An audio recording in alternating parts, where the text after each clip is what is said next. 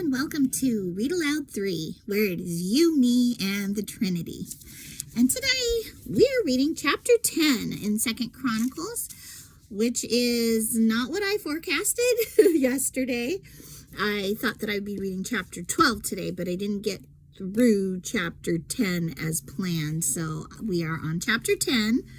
And just so you know, maybe I won't post tomorrow, or maybe I will, because I posted 11 early. So I'm just trying to kind of get back on track with a chapter a day. So here we go with chapter 10. The Northern Tribes Revolt. I started chapter 10 yesterday. It talks about, it's kind of finishing off with Solomon and his reign, and now it is his son who we're starting off with, Rehoboam. Okay, Rehoboam went to Shechem, where all Israel had gathered to make him king.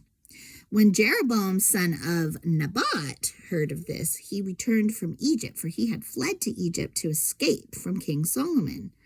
The leaders of Israel summoned him, and Jeroboam and all Israel went to speak with Rehoboam. It's good that we're on talking terms. Your father was a hard master, they said. And I didn't realize that. Lighten the harsh labor demands and heavy taxes that your father imposed on us. Then we will be your loyal subjects. Rehoboam replied, "Come back in 3 days for my answer." That's always a good response. So the people went away. Then King Rehoboam discussed the matter with the older men who had counseled his father Solomon.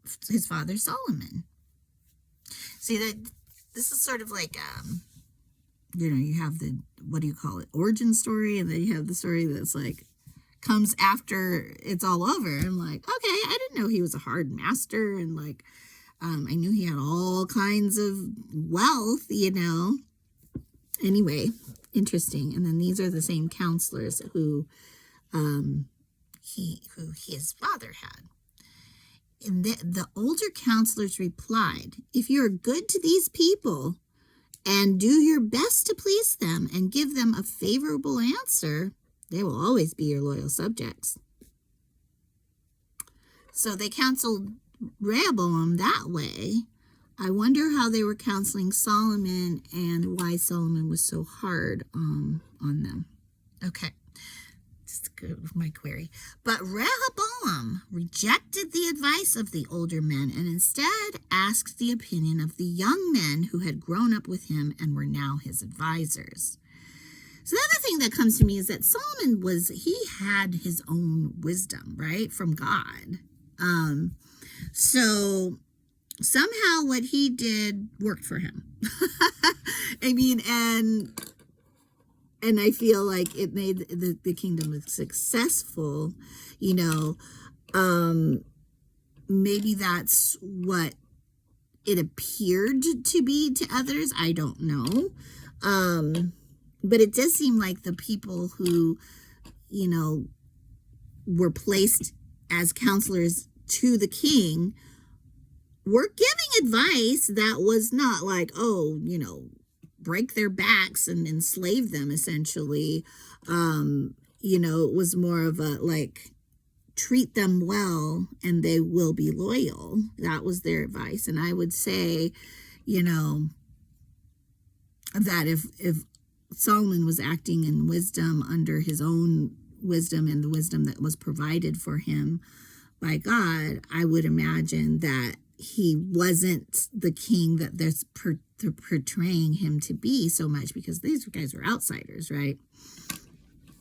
That's my take on it. So then it says in verse 8, but Rehoboam rejected the advice of the older men. Oh, we already got there. In verse 9, it says, "What is your advice?" he asked them. "How should I answer these people who want me to lighten the burdens imposed by my father?"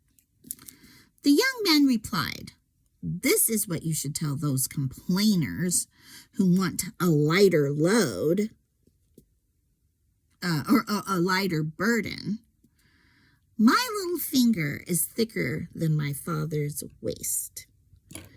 Yes, my father laid heavy burdens on you, but I'm going to make them even heavier. My father beat you with whips, but I will beat you with scorpions. Okay, so now it does sound like I'm like, oh, there's some slave labor going on. But he may, again, just be like playing up what they have brought to him, and they're saying to him, and they're like, and he's like, how do I deal with the fact that these people are thinking this way, and now I'm going to respond as king, and what should I do? Well, these young folks are like, show them who's boss kind of thing. Like, they're young people. Like, power is in the demonstration of that power of lording it over someone. That's what they're saying. So, verse 12. 3 days later, Jeroboam and all the people returned to hear Rehoboam's decision, just as the king had ordered. But Rehoboam spoke harshly to them, for he rejected the advice of the older counselors and followed the counsel of his younger advisors. He told the people, my father laid heavy burdens on you, but I'm going to make them even heavier. My father beat you with whips, but I'll beat you with scorpions. Word for word. Okay, there's an asterisk. Let me see what this is in regards to. Verse 14. As in Greek version and many Hebrew manuscripts,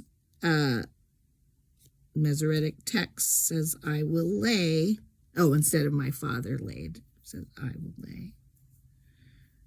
Okay. Verse 15. So the king paid no attention to the people. This turn of events was the will of God, for it fulfilled the Lord's message to Jeroboam, son of Nebat, through the prophet Ahijah from Shiloh. When all Israel realized that the king had refused to listen to them, they responded. This is how they responded. But first I'm going to read the asterisk from verse 16, which is on the word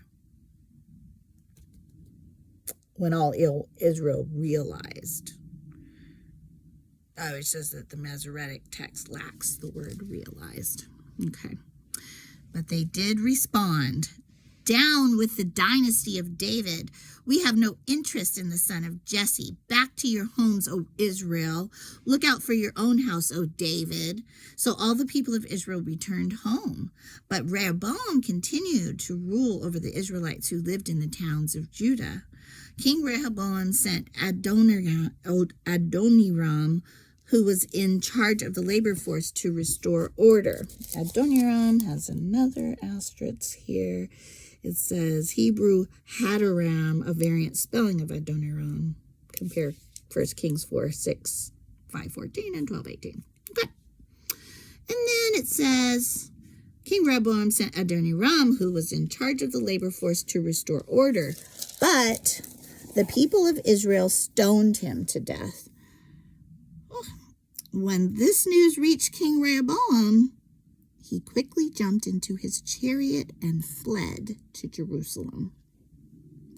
And to this day, the northern tribes of Israel have refused to be ruled by a descendant of David. Interesting. So this says that this was God's will, how they would respond, because it says, this turn of events was God's will, for it fulfilled the Lord's message to Jeroboam, son of Nebat, through the prophet Ahijah from Shiloh.